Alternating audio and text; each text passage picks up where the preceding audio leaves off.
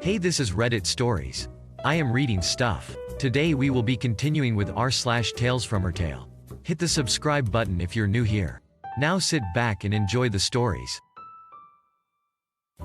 Customer wanted a refund from a vending machine that we don't own. So, I work at a college bookstore. Sprinkled around the campus are third-party vending machines, but there are none close to where the store is. Today I was just doing my thing at the register and a guy comes in. Guy, hey, your vending machine isn't working.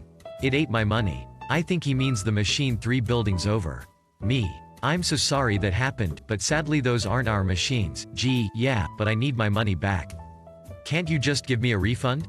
It's like $1. I can't do that. Like I said, those machines are owned by a different company and I have no way to refund you. You can try calling the 800 number on the machine and speak with them. Gee, sigh, but I don't want to deal with all that.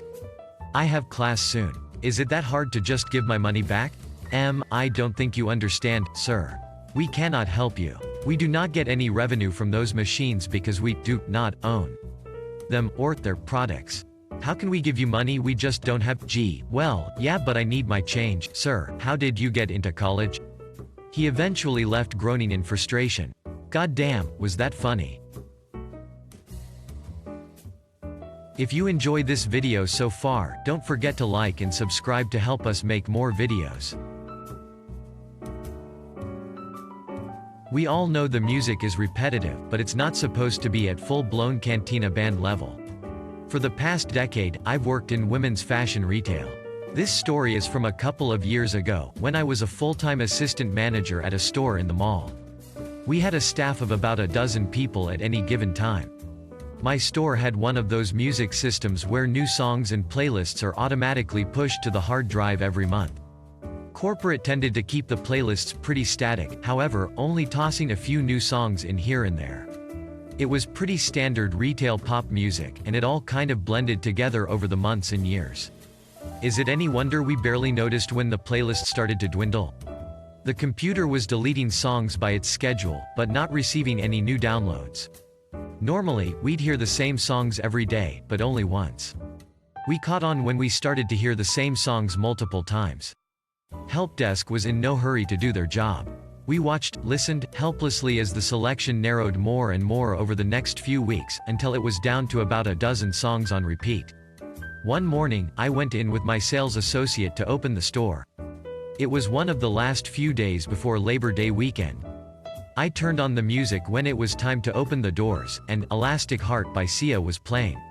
Neither of us really made a note of that, at first. That song ended, and the next song began. Hey, didn't we just hear this song? My associate asked.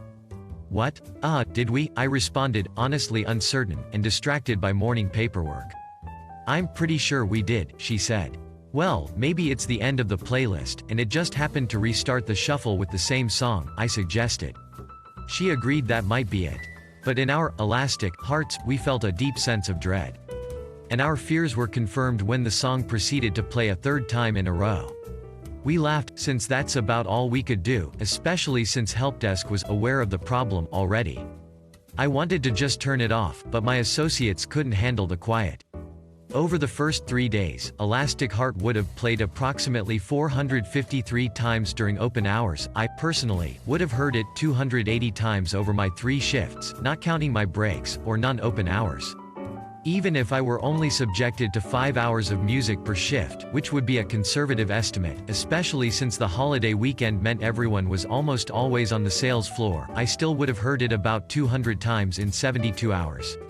Sure, we laughed at the absurdity, and we had the comedy of watching customer reactions as they tried to remember whether or not they had just heard the same song. Still, combined with the stress of the holiday weekend, tempers started to fray. Even the customers were more irritable, and they only had to hear the song a handful of times. I've often wondered about the deleterious psychological effects of involuntarily hearing the same few songs on a loop. Hearing just the one song, over and over, for hours and days on end, well, that takes it from brainwashing to downright torture. The humorous aspects soon withered, and I felt like we were lab rats being experimented upon. I couldn't take it anymore, and refused to turn it on by the 4th day, no matter what the part-timers said. To add to the nonsense, the music system didn't have any standard jacks or plugs, so we couldn't just hook our phones up and play something else over the stereo.